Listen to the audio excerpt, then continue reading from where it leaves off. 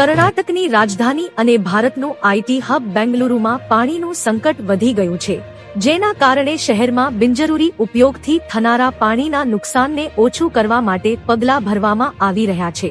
અહીં vehicles, car, bike, scooter સહિત અન્ય ને પાણીથી ધોવા પર પ્રતિબંધ લાગ્યો છે, કારણ કે વાહનો ધોવામાં બહુ પાણી વેડફાય છે.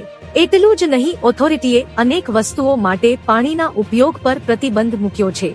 BWSSBના અધ્યક્ષ ડો. રામ વસંત મનોહરે કહ્યું કે આદેશનો ભંગ કરવા બદલ 5,000 રૂપિયા સુધીનો દંડ લગાવવામાં આવશે. વારંવાર ભંગ બદલ 5,000 રૂપિયા દંડ અને દરરોજના 500 રૂપિયા વધારાના ચાર્જ કરવામાં આવશે. BWSSB એ કહ્યું કે શહેરમાં તાપમાન વધી રહ્યું છે અને વરસાદની કમીના કારણે ભૂગર્ભ જળનું સ્તર ઊંડું ઉતર્યું છે. લોકોને સલાહ આપવામાં આવે છે કે તેઓ પાણી ન વેડફે અને સમજી વિચારીને તેનો ઉપયોગ કરે.